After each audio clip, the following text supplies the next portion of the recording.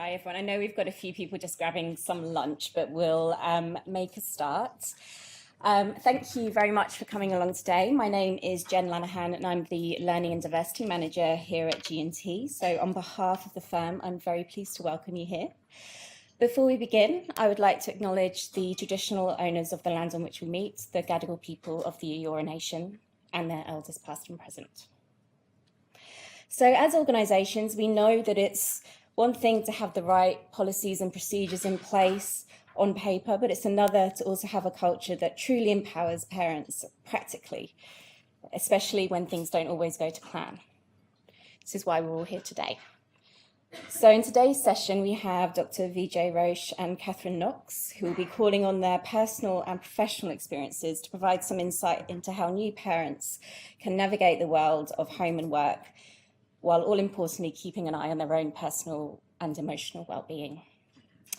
We'd just like to thank the Swedish Embassy, Parents at Work, and we have some representatives here today, and our fellow sponsors here at Barangaroo for all their hard work in making Swedish Dads and the exhibition and all these wonderful events that are taking place across the precinct possible today. So I'll hand over to Emma Walsh, who's the CEO of Parents at Work, just to tell you a bit more. Thank you.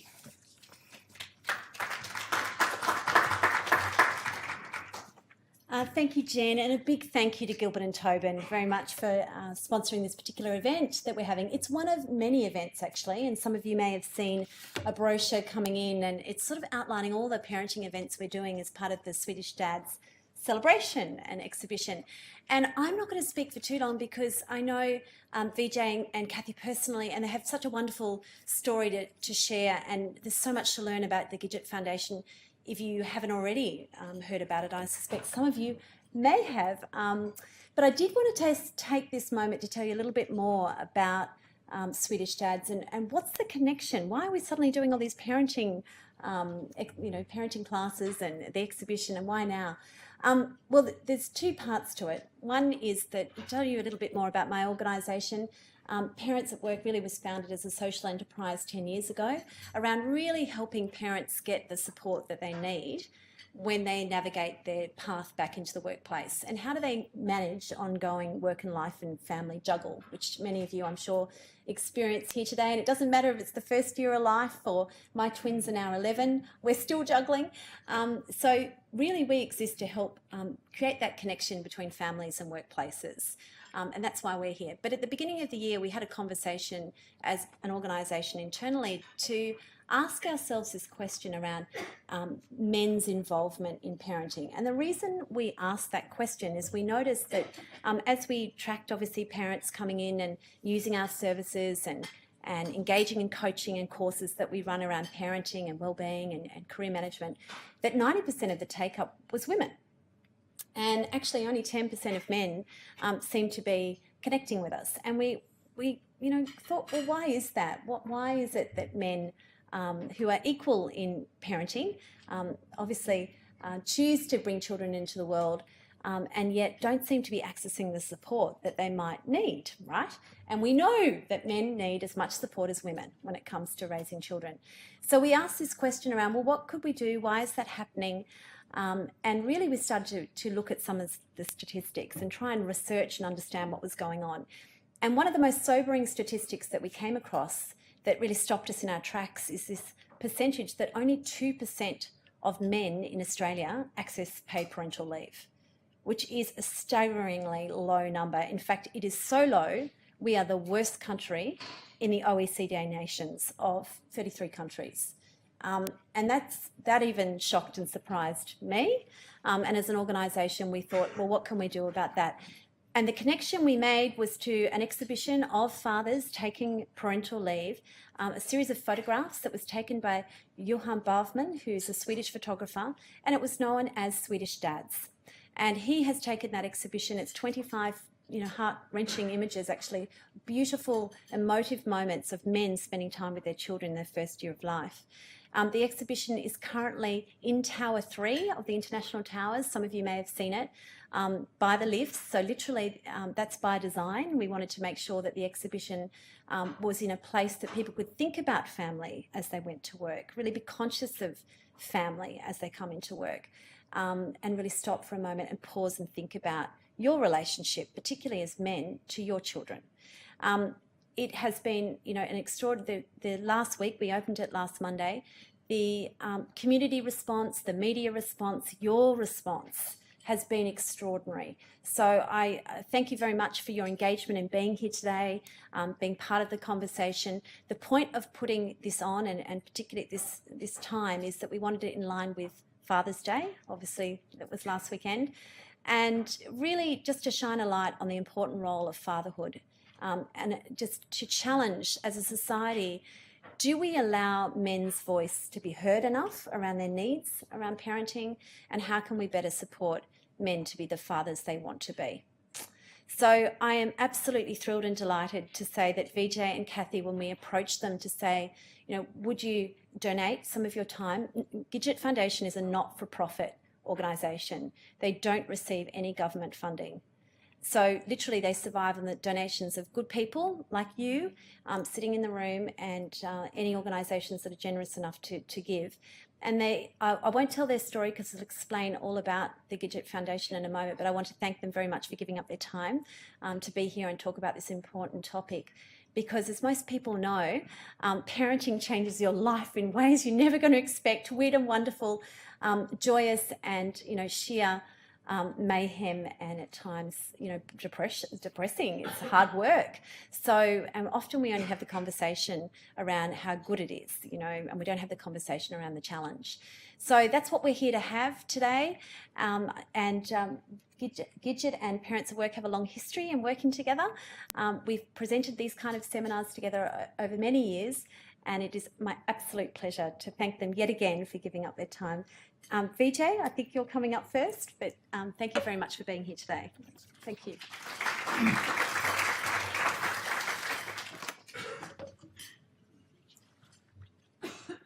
Pardon? I'm receiving instructions from my wife. We're a team. This is how we do things. So, put that slide. Keep going. That's us. And that's me. Thank you very much for the kind invitation to speak today. I too want to begin by acknowledging the Indigenous people of Australia and thanking them for teaching me the meaning of family and community. The way that Indigenous people work is by telling stories, and that's what we're going to do today. And I acknowledge all elders past and present. Thank you, Emma, for your support of the Gidget Foundation and for your leadership in this area of parents in the workplace.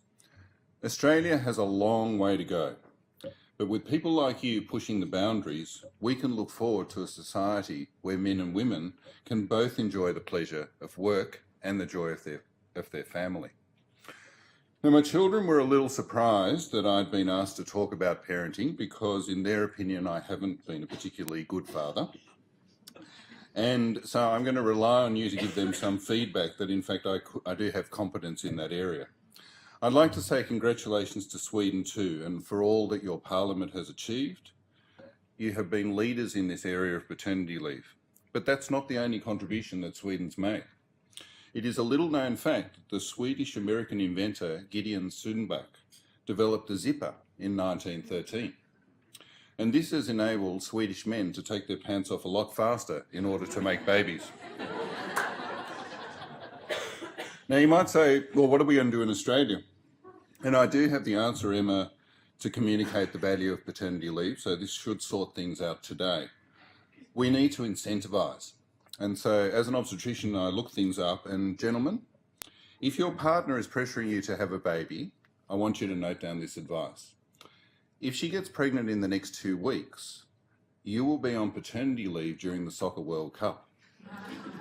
And therefore, for the first time in Australia, men will offer to get up in the middle of the night to look after the baby. Now, I'm an obstetrician, and every day I have the opportunity to look after women and their partners during pregnancy and birth.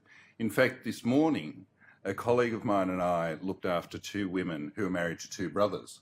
And for whatever reason, they were both having planned caesarean sections, and so they had them one after the other.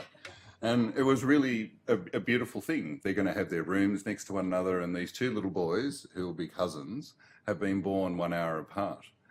And we experienced that joy. We were part of that story. And we see them hold their baby and their lives change forever. But I also see people when things don't work out so well. And I feel privileged that I get to share the difficult aspects of pregnancy, including mental illness. Now, the Swedish Dads Exhibition could simply be a conversation about the importance of men being involved in parenting. And correctly, that's a very important point. But I want to actually start the discussion at a different point.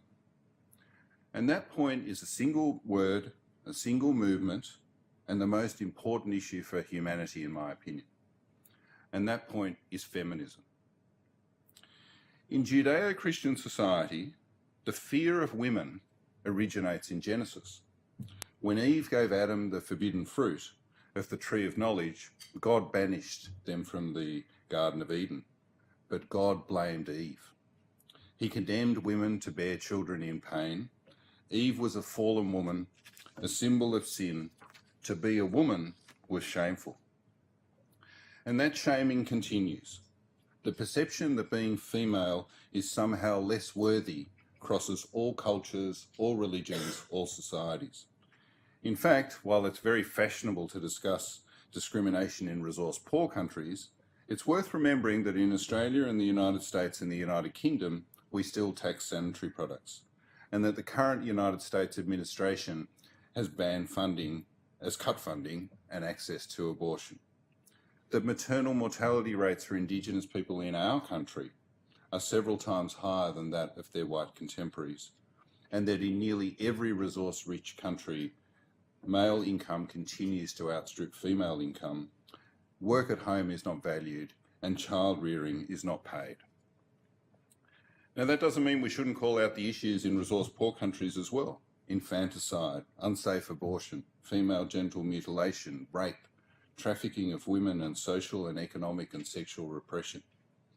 Let's say it out loud, that feminism, the emancipation of women, and the need to treat women with respect is a global issue, and it's not confined to any race or any religion or any ethnic group. We shame women for menstruating.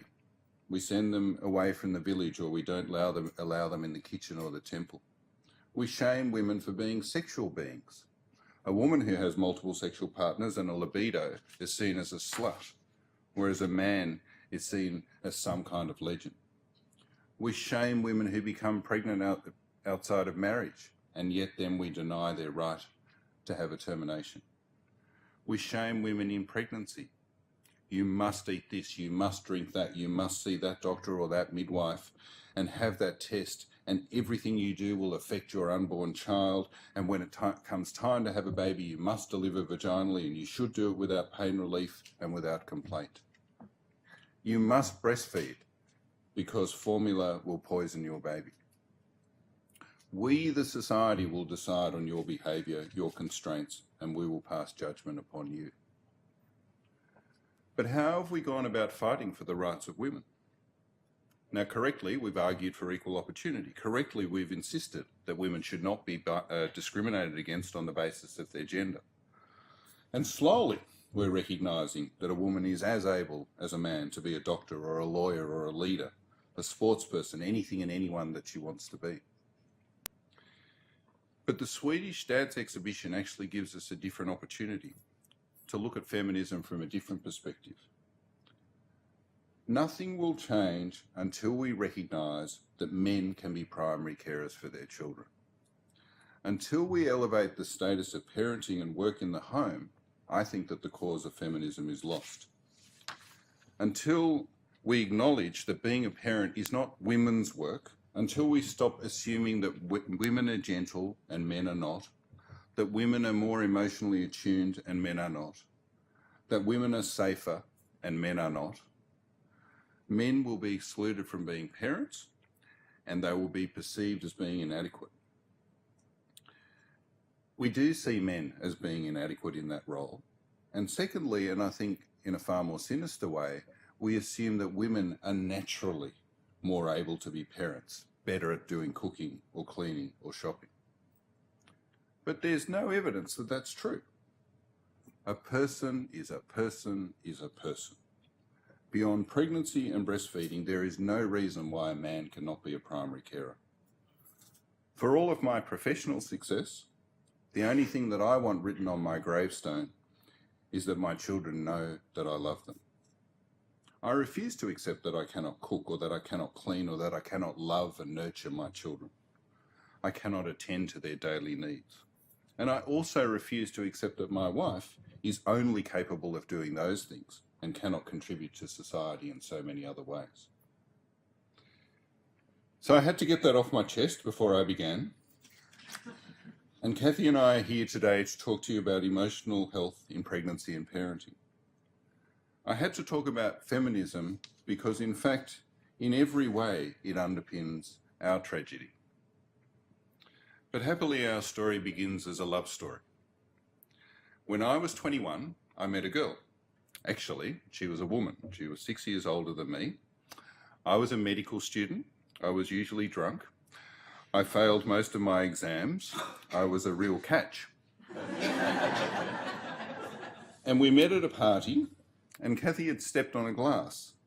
And while I sat next to her, pulling the pieces of glass out of her foot, which turned out to be my first surgical procedure, we fell in love. And 3 years later, we were married, and I was only 24.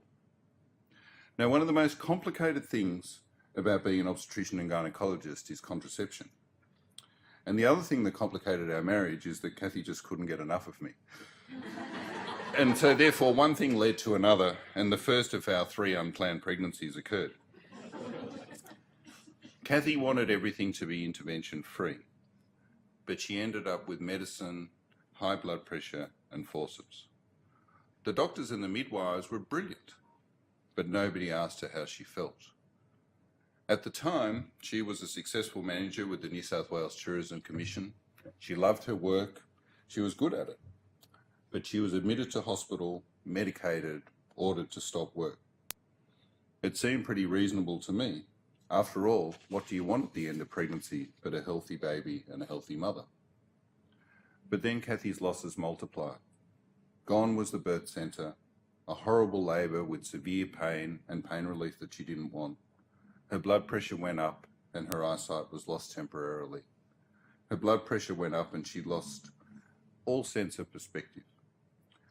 A forceps delivery, and finally our beautiful boy was born to 2 very deeply traumatised parents. Breastfeeding didn't work, of course. I went back to work, of course, and our life fell apart, of course. And the sad part was that we thought that this was normal. We thought that mothers got tired and anxious and then fell apart, that your relationship became distant and then hostile and then totally dysfunctional. We were very good. We put on a mask and we knew how to fool everybody. So in typically sensitive fashion, my solution to the problem was to have sex, which we did. And when Cathy turned up for her 6-week visit, she was pregnant again. Now, I know what you're thinking, and you're going to meet her later, but really she is only human. Now, after the birth of our second son, the world actually collapsed completely. I found out many years later, after I would leave for work, and she would beg me to stay, that she would put our little boys to sleep in their cots and then sit on the kitchen floor and rock herself, paralysed by anxiety. I found out many years later that she had suicidal thoughts for 2 years. And then finally, by chance, a friend suggested postnatal depression. Cathy was admitted to hospital and treated, and eventually we got the right help, and together we struggled back. What happens to a partner when a new mother's world comes crashing down? In my world, Cathy was and remains my rock. I rely on her for advice, for comfort, for reassurance, and for validation. And even today, there isn't any other person in the world who provides that for me. 25 years ago, that rock crumbled, and whatever way I tried, I couldn't join it back together. I would be caring and loving. I would be whining and emotional. I could become angry and abusive. And then she would cry, but then how do you comfort someone who cannot hear you? I was a doctor and I saw things the way that doctors saw it, but she had experienced a traumatic birth. She had been told to stop work. She was alone at home. And if you looked at the world from Cathy's perspective, I cared more about my patients. I was abandoning my children and I was abandoning her. And so I would react and we would fight, and another opportunity to be happy will be lost forever. Nobody ever asked me how I felt. I was in so much pain and I took on so much blame. I felt that it was all my fault, and the only human being in the world who could have saved me had nothing left to give. It wasn't her fault. She was unwell, and I recognised that, and I was sad for her. I don't know why I stayed. I don't know how I stayed, but I do know why. And it was, very simply, love. There is no other person in my life that consumes my heart more than my wife. Now, in a setting like this, and from a doctor, it might be surprising to hear emotive words. We're often scared that it will blunt our professionalism in some way. But we shouldn't be afraid. Actually, I have discovered that what my patients look for is humanity. You might be hearing about the Gidget Foundation for the first time today. We're not just an organisation. Gidget was a real person. She had a loving family, 2 beautiful sisters, loving parents, a fantastic husband, and to them a beautiful girl was born 16 years ago. There was so much joy, so much hope, so much love. But Gidget was lost. She was sad and anxious, feeling alone, despite the loving and caring family who were always there for her. She could find no other way out except to take her own life. Cathy and I met Gidget's family and friends 10 years ago. With them, we've established a registered charity, and we've set ourselves the mission to raise awareness of emotional wellbeing during pregnancy and early parenting. The chairman, myself and the board and the committee are all unpaid volunteers. We receive no government funding and we raise money through events and donations. What we do has actually made a significant difference at a local, international and national and international level. We've opened 2 screening programs in 2 private hospitals so that if you ask the question, you find out whether people are suffering. We speak to students and at conferences and in workplaces. We've contributed to the national guidelines. And last week, you may or may not have heard that Medicare accepted proposals of which I was a part that mental health will now be recognised as part of routine pregnancy care. That's the first time since Medibank was introduced all those years ago. We've opened a place called Gidget House in North Sydney. And if you're a man or a woman struggling with anxiety or depression in association with pregnancy or in the first year after your baby's born, call us and we'll arrange for you to see a psychologist for free. We've gone Gidget Goes Rural, and so we're going to provide that service out in rural communities. We're going Gidget Goes West, so we're going to Perth in a couple of weeks so that we can expand this across Australia. We plan to provide telehealth services for those who can't get to a Gidget house or a psychologist. It's the Swedish Dads Exhibition, and so I think it's really important to send a message to men. I know that I was never diagnosed with anxiety or depression, but actually probably nobody ever asked. Perinatal anxiety and depression is about women, but men can be very damaged too.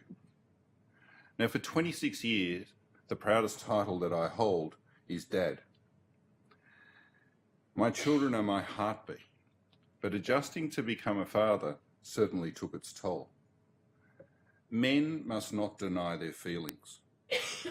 Being a man means facing up to your fears, recognising when you're anxious or depressed, getting help, and most importantly, looking out for your mates.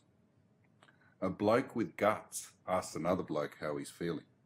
A real bloke looks out for others and for his partner, holds her when she's sad, gets help when she needs it. But you have to ask. A real bloke plays with his children, holds them, and is there for them. But finally, my last message is to each of you.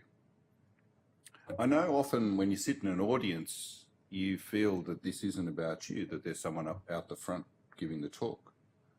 But actually, the greatest power lies with each of you. You have the opportunity each day to impact the one person who's in front of you. You can choose to demonstrate respect and show compassion and to use a word that isn't often used in an office tower, love. You can champion the cause of women and men in the workplace. You can encourage men to be parents, to have fulfilling lives. The doctors who looked after my wife saved her life. They fulfilled their duty, they did their job, but they missed an opportunity. They missed a chance to take away that shame, to take away that sense of failure, to listen to a person, to care for her emotional well-being. They didn't save her. They left her to suffer, walking away thinking that the job was done. She could have killed herself, and many women have. I missed an opportunity too. I went to work because that's what men do. I kissed my children when they were asleep at night because that's what men do. I missed their birthdays, their playtimes, their tantrums and their tears because that's what men do. My oldest son, Tom, is 25. And on Friday night, he was at a meeting in Melbourne and so was I. And he stayed so that we could go out to dinner with some family friends. And that night, we shared a room in the hotel. Me and my son and his father. He was too big for me to tuck him in and sing him a song. But I loved being there with him and hearing him fall asleep, knowing that I was there to care for him. I had my best sleep in years. I want other fathers to know that feeling too, and I'm so grateful to Emma and the Swedish Dads Exhibition for giving us the opportunity to have this conversation. Thank you.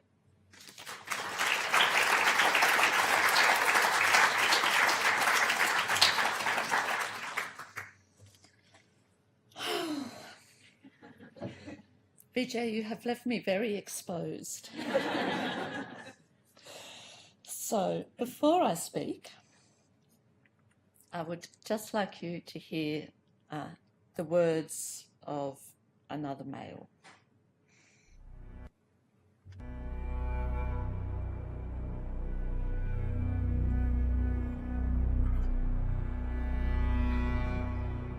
You want to be the best that you can be, but where's that promotion? Where's that success? Where's that, well, in my case, a best-selling novel?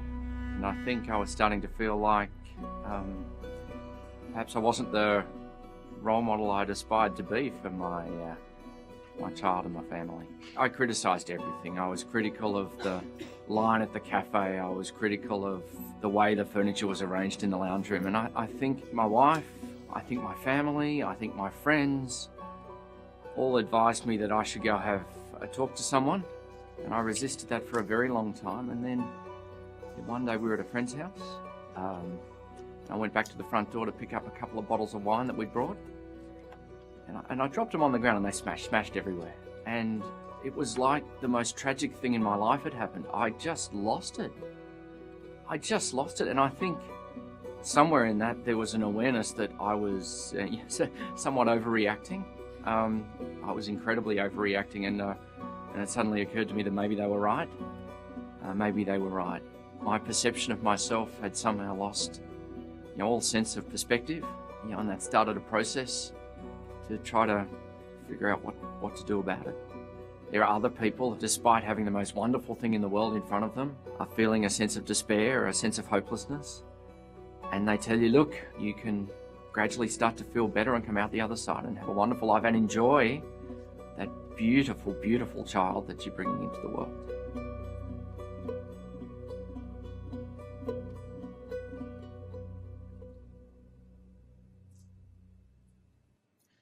So, Stephen Riley's a fairly well-known novelist, and I think it's really quite powerful for us to realise that all sorts of people can struggle during this time in their lives.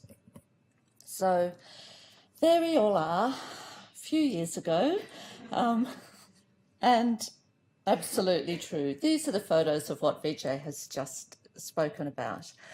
I also want to tell some stories today because it's through stories that we get to understand things.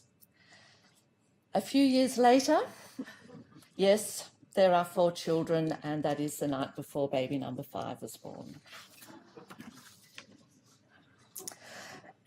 Our personal life, and I might add 3 unplanned, 2 planned. Thank you, Vijay Roach. Our personal life has actually informed our professional life very, very strongly. This, I think, is how many of us see ourselves once we become parents, and happy, bright, blonde. This, I think, is more like the reality of our lives. It was certainly the reality of my life for a while, and I really struggled to try and work out how women can have it all. I'd been to uni, I was working, I had children, I should be able to manage all of this, Vijay working, me working, and in fact, it was far from, it was like that. So I decided that I needed to go back to uni to do some postgraduate degrees, to get in touch with my inner feminist and to try and work out what it was about this world or where I fitted in this world and where Vijay fitted and why I was always angry with him. Because after our children started being born, his world just kept growing bigger and wider and my world kept shrinking. And even though I grew up in the 70s, I was part of that feminist revolution, it wasn't happening for me. So it was through a lot of the research that I did that I've come to the point that I am at today, which is that sort of the personal is political. Gidget was this vibrant, wonderful person who filled the room. And so she was sort of least likely, if you like, to be somebody who suffered from anxiety and depression, which is why it went unnoticed and why it was never treated and why the sad story of her life, a very short life, actually occurred. So we have created a beautiful family from her loss, and it's her legacy. It's a movement, it's, a big community, and it's actually a community that's grown and has a really interesting perspective to it. The last month or so, we've had 2 big functions. One of them was with the rugby union players just before the Bledisloe Cup, for those who follow rugby union, and the other was with the rugby league players last week. And talking about this message, I did wonder how it would be received, and yet these buffy rugby playing guys, it was quite extraordinary that they have taken on this, this cause, if you like, of yes, it is really important. How we feel, how we manage in our lives is really important. It's not that beautiful sunny photo at the beginning all of the time. All of us at some point will have the rough road. Some of us for a very long time will have that rough road. And it's, I think, comes as a shock when you're not prepared for it. When you are prepared for it, it's just part of how we live our lives. And we all see the world differently, and I think it's really important to remember that. And thank you for the diversity team for supporting this, because in fact that's what we're all about. So, expectations versus reality. We all have these expectations. The beautiful world, motherhood and fatherhood. But I just want to say motherhood at the moment because there are a lot of parenting magazines, but they tend to focus on that blonde, blue-eyed mother who is looking beautiful with her beautiful baby. And so that is the message that we're getting when we're pregnant. This is what it will be like. There's sentimentality, it's romantic, And it's setting that bar very high. Therefore, that leads us, of course, to the stress and it's the affliction of everyday life. These are not Swedish dads. For those of you who have seen those beautiful photos, these are real dads. And one of them is, of course, my husband when he was very young. But that is the reality. And I think even in the workplace, we try and put aside that reality and just, whether it's denial, whether it's we just can't think about it now, it's really important that this is all part of who we are. This makes up us. And this is often what we are feeling, but we tend not to share with anybody else because, we're professionals, we can deal with stuff and this is our life, but inside it's those, ducks on the water stuff and that churning stomach stuff. So many things can impact how we are feeling. And what I actually really want to point out today is the personality factors piece there, because we are in a room, essentially because of who we are, of type A perfectionist controlling people. Most of us, if we have had children, will have had them later in our lives once we've sort of managed that career piece. And so it's absolutely shocking for a lot of us who have led teams, had big budgets to manage, and all of a sudden you've just got this tiny little baby, but what the hell is going on here? And it's that personality piece. When we have a bit of insight into who we are and how we operate, it can help us when we have that baby and how we manage that baby and how we manage our work. And again, a whole list of how we might be feeling. And I'm sure, again, most of us will feel some of these things some of the time. When it is a problem is when we are feeling some of these things all of the time. And Vijay alluded to this, but the big aspect that nearly destroyed our lives was anger. People don't talk about anger very much. And anger for us was so totally overwhelming. I'd never felt anger before. I mean, look at me, I'm a pretty benign sort of person. And all of a sudden, this monster took over me. And this anger, I couldn't manage it at all. And it was quite scary because this isn't me. But at the time couldn't articulate how I was feeling, and I, in fact, couldn't work through how I was feeling. And yet I go to work, had the nanny in place, off to work, great job. I'd sit there at meetings, I'd, achieve something. And yet inside, all of this other stuff was going on. And I know that I'm not alone. So that's what I did. A lot of smiling, and I think that's what a lot of us do. It's a really, it helps with denial, and it also means that people are not likely to ask how you're feeling, and then that rawness, that nerve isn't touched, and then you can just go on doing what you feel you should be doing and behaving in the way that grown-ups are supposed to behave. That was the life that Vijay and I lived for 2 years.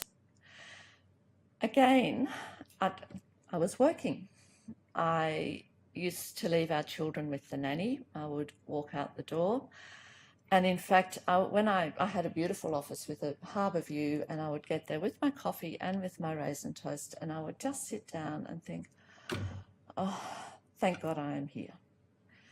Then I would feel terrible, overwhelming guilt because I felt actually I should be home with my 2 gorgeous babies.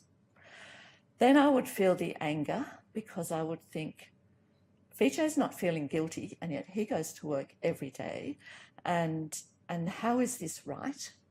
And then the day would begin, and you know, we work, we do what we need to do, and so I was in incredible denial. And in fact, I went back to work when our first baby was 4 months old. Tom was 4 months old. I was, as you heard, already pregnant with Jack. I was very able not to tell anybody, and I didn't actually tell anyone until I was 25 weeks pregnant. And so that seriously helped with my denial, because at night, at home, in bed, I would lie there feeling that my life had absolutely been taken over by something so much bigger than me, and I no longer had control. There was an alien inside me that I hadn't asked to be there, and being at work meant that I didn't have to have those thoughts because I was so focused and so busy. Certainly didn't help our marriage, and Vijay and I are only here today because of the help of some amazing health professionals. Women get policed. Women get policed by men. They also get policed by other women. I'm sure lots of people in this room will think, yes, I have been judgmental about other women, about whether they've gone back to work or not, how they look after their children or not. And men will also have a view, an opinion on how things should occur in women's worlds. And it's really difficult as a mother, as a working mother, to navigate through a lot of this stuff. It's fine, it happens, and I think we just need to acknowledge it and put it out there. Once it's out there, we then can manage it and deal with it.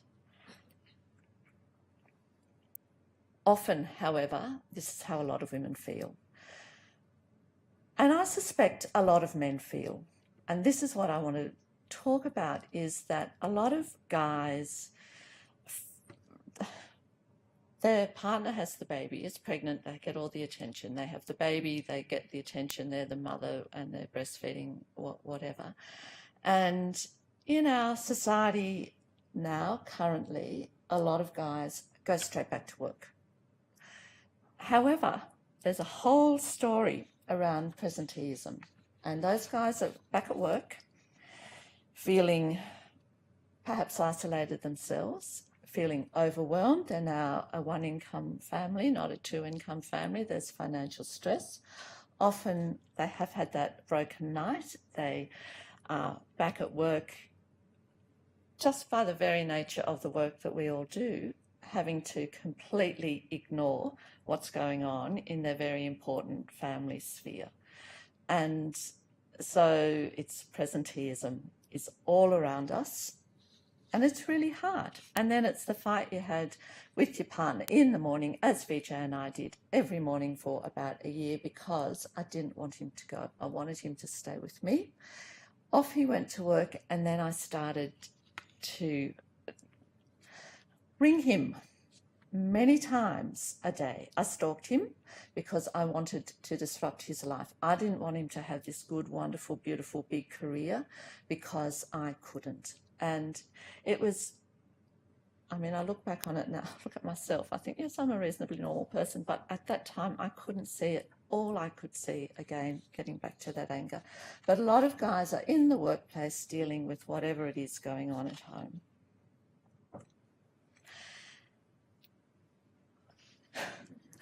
There's a big story around this. I'm sure all of us are very aware of what is good and what is seriously bad. And in fact, our daughter, I do have to share this story. It's nothing about little children. It's about being a mother of big children and still thinking, oh, I don't know how to deal with this.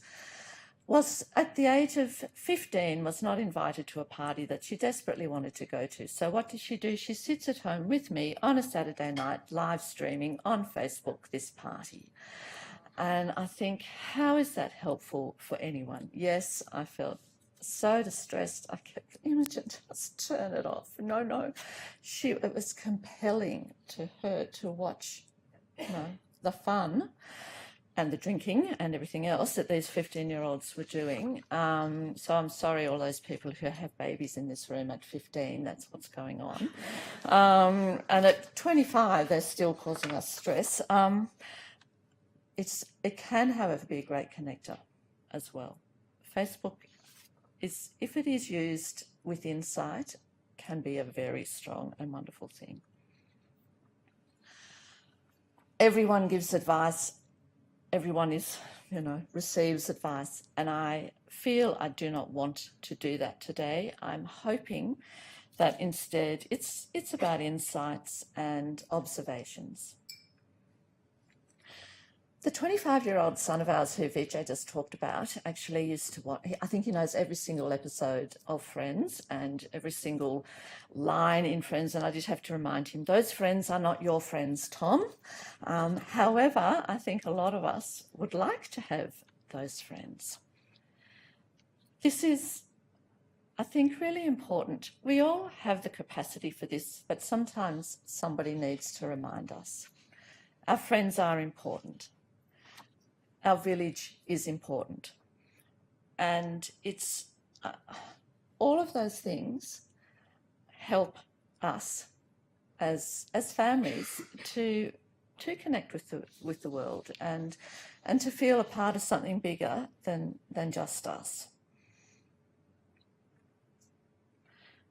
And what we need to do, I remember when I was in hospital after our second baby was born, I was told to go and get my hair cut. So my first reaction was, of course, oh my God, I must look so unattractive. This is all they can talk about. I'm here for help. And they're saying, go and get your hair cut. But it actually made me feel really guilty because I'd never thought of actually spending some time for me and how good that was for me, how it fed my soul. And I think I'd grown up thinking when you do something for yourself as a mother, you are being selfish, but it's not. It's exactly the opposite, because when you are a healthy mother, you are and dad is so much better for your family. I really love going for a date with Vijay on a pontoon in the middle of the lake. It's my dream. And as working parents, what do we do? Again, getting back to that, we all view the world differently. Things work for us that don't work for other people. We all have something that is important to us. And there's a long list there. I think a lot of us do struggle with imposter syndrome. I know I certainly do. And I know a lot of women do. I suspect a lot of men do as well. But it's important to, have your self-esteem, because as a working parent, that's what you need. You need to feel really confident that the choices that you are making are good for you, good for your family.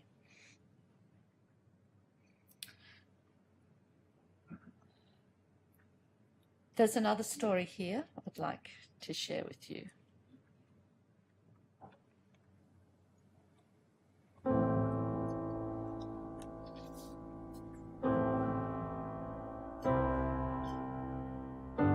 Mother's group, everyone's babies seem to sleep really well, and why is my situation different to that? The panic attack was over the guilt and the shame that how could I even leave my 9-week-old baby at home, and this whole thing of me wanting to escape and run away took this really very steep dive. When you're driving home and you're pulling over and you're Googling ways to kill yourself and end your life, it's a pretty scary, dark place to be. So I get home and my husband could just tell that I wasn't myself. I was an absolute mess. And he's like, Chels, what's going on, darling? Are you okay? I'm actually quite worried about you. And I said to him, you know what, babe, I'm not coping. And this mask came off. Like, I could actually drop the ego finally and be really honest with him. I keep thinking that you're going to be better off without me in your life. Clara's going to be better off without a mother like me in her life. I'm a burden to you guys. You guys are going to thank me. You'll thank me. And the look on my husband's face, he just, it broke him. And he's like, darling, we love you. You know, life is not better without you not in it. And we need you. Clara needs you as a mother. We need you. We love you. We're getting you professional help.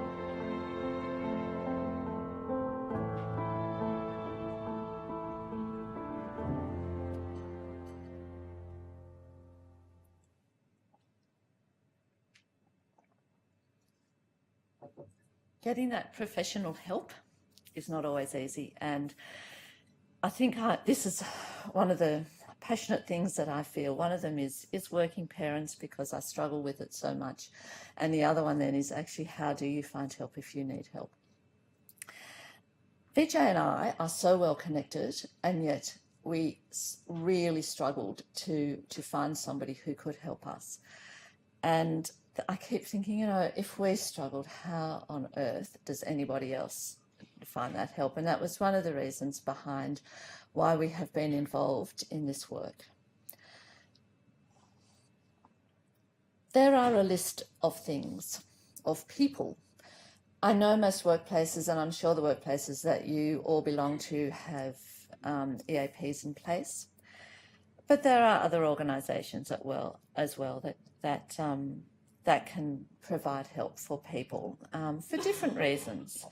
And then, of course, Gidget House, which Vijay spoke about. When I was unwell, I hid it from everybody. I hid it from my workplace, I hid it from my friends, and to a large extent from my family. We really, I guess it was, we struggled because I didn't want to be labelled, and I didn't want to be labelled as a bad mother. Vijay didn't want to be labelled as a bad father. And therefore, the easiest thing was not to tell anybody how we were truly feeling. And as I came out of this time in my life, I thought the thing that really, we struggled with, you know, many things, but actually getting the help made such a difference. And how can we make a difference for other people? And it was actually through Gidget House. This is a really easy place with psychologists and psychiatrists for people to access. That is our beautiful Gidget House. It's a lovely terrace house in North Sydney, but we, as Vijay said, have a number of different Gidget houses now, and we also have telehealth. We have a number of resources that can support people in the workplace who are needing that support. I think it's really important for us all to acknowledge that we all struggle at some time. Sometimes that struggle is just part of the normal roller coaster of life, and sometimes it's worse than that. I think we all need to keep our sense of humour. I actually look at these photos of those two little boys of ours, and it makes me feel actually quite emotional, because particularly when they were very little, I actually don't remember the first 2 years of their lives. All I remember is how I felt, how distressed I felt, how sad I felt, how angry I was with Vijay, because everything that was going on was Vijay's fault.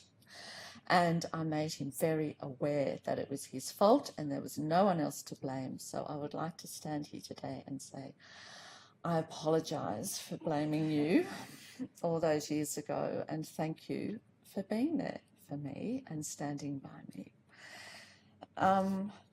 That time passes very quickly. So those of you who are in the midst of it, it does pass very quickly. And the thing is about parenting, the goalposts keep moving.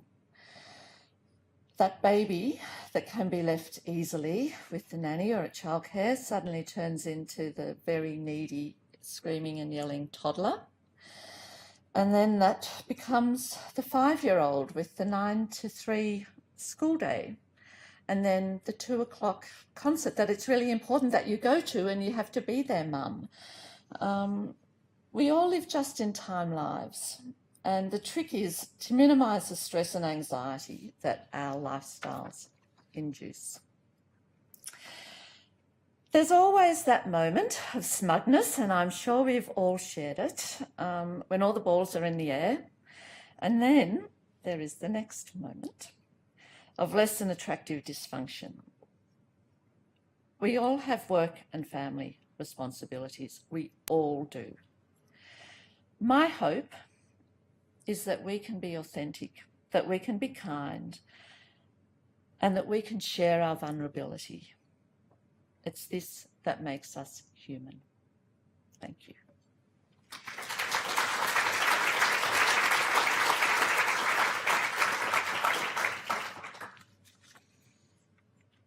Thank you, Cathy and Vijay. I wanted to just, first of all, once again say, I've heard your story before, and every time I shed a tear, and I'm always amazed at your strength and humility in telling your story. It is so deeply personal. You expose yourself in doing that, but in doing that, you give a gift to everyone here in this room and you inspire them. Thank you very much. Thank you. I would like to just allow a couple of questions, and there is a box of tissues coming round for those that feel like they need it too. But I think this is all about starting a conversation. We've got another couple of minutes left. The point was to inspire this kind of conversation that we don't have in the workplace enough. So your thoughts, your questions, your comments for Cathy and Vijay. Thank you.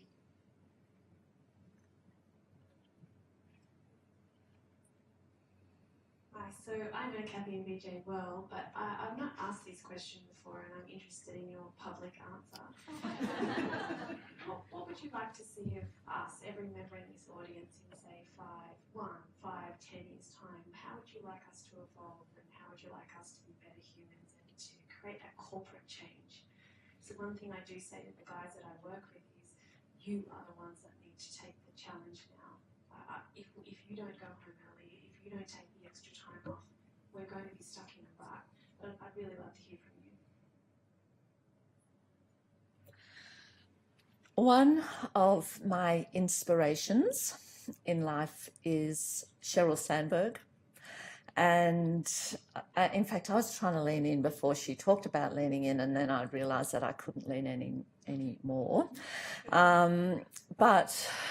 And I think she's realised that too after the sadness in her life.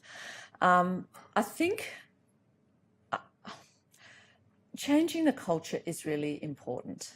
And at the moment we work in a default white male world, really. And it's really hard to change the culture particularly in this group of people. But I would hope that, I mean, Sheryl Sandberg was doing all this, I leave at 5:30 in the afternoon, but she was hiding it from people, so they were unaware that she was sort of leading these short work days. And having the conversation about where we would like to be, having the conversation about flexibility and being able to work from home. And that's not just mothers with children, that's about all of us, and being able to do that within an environment where we feel as long as we do the work we're supposed to be doing, it actually doesn't matter where we do it or when we do it. And that is a big cultural shift though. So I don't know that I've actually answered your question, but it is that being able to be in an environment that we can have this conversation is a starting point. I think there's another way, which is when there's this thing of work-life balance, that's the trendy term, it's assumed that those two things are mutually exclusive. And I don't see why they need to be. I am very positive about the work that I do. I enjoy it, I embrace it, I get a lot of value out of it, and I'm very positive about my family.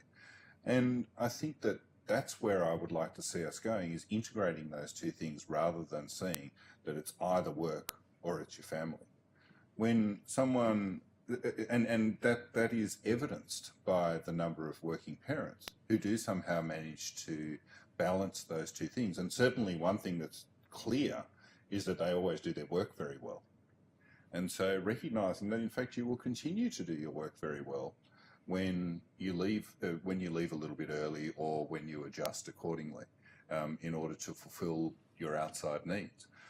I'm an obstetrician and gynaecologist, and I'm in private practice, and one of the things you do, 24 hours a day, every day on call. That's what you do, and that's how you deliver the service.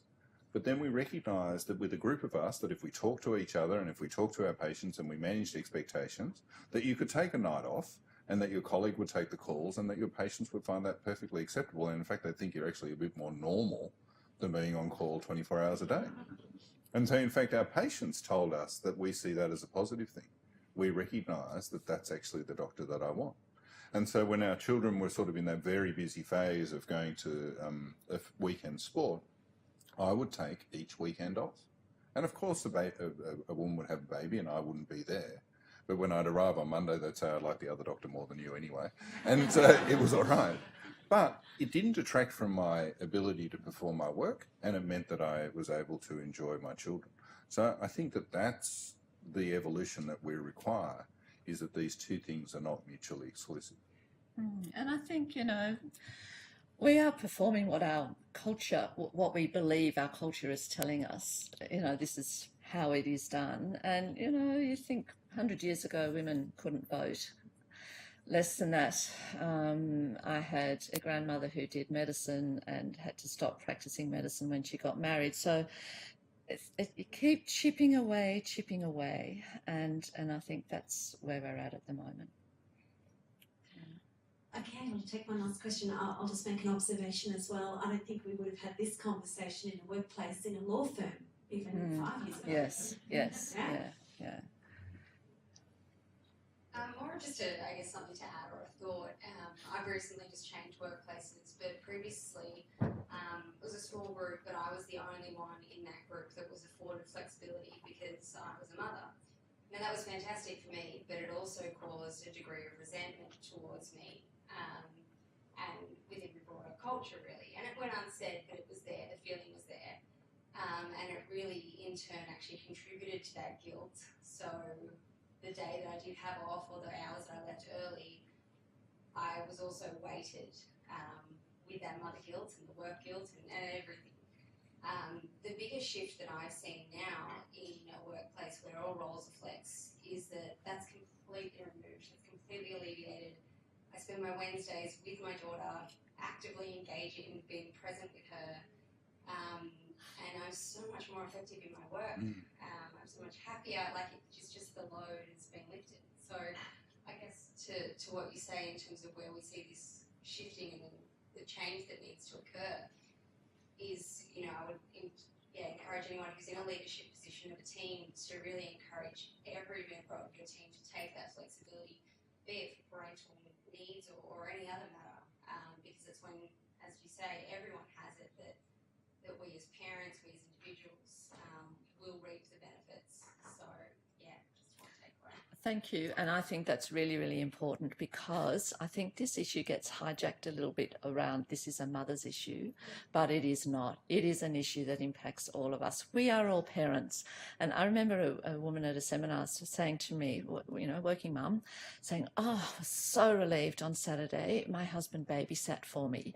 And I'm going, what the hell? We're all parents. And so it goes on within the workplace. We're all parents, and that flexibility for everyone is fantastic.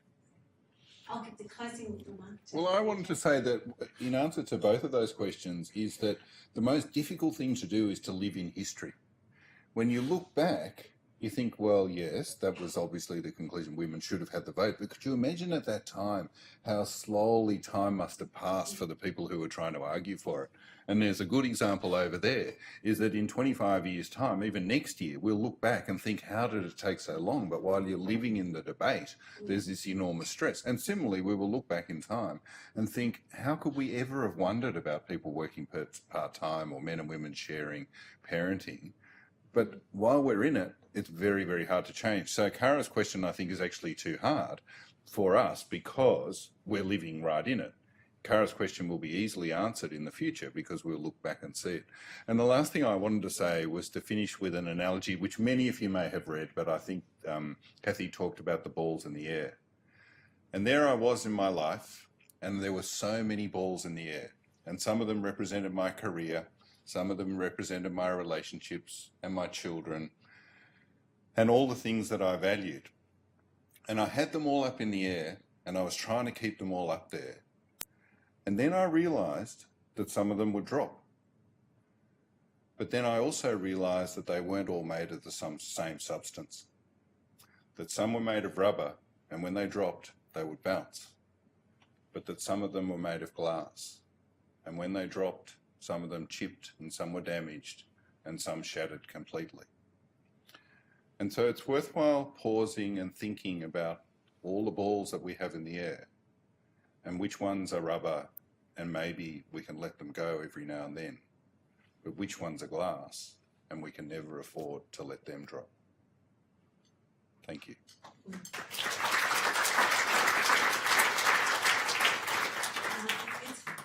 incredibly moving. I wanted to say thank you very much again, and one last shameless plug for the Gidget Foundation. They don't receive any funding from the government. So if you've been inspired here today and you'd like to help them, you can get onto the Gidget Foundation website and donate. And there's also, obviously, if you need any help and services, we'll be here, but they're also in the brochures. Thank you very much for coming today and listening and being part of the conversation. Thank you.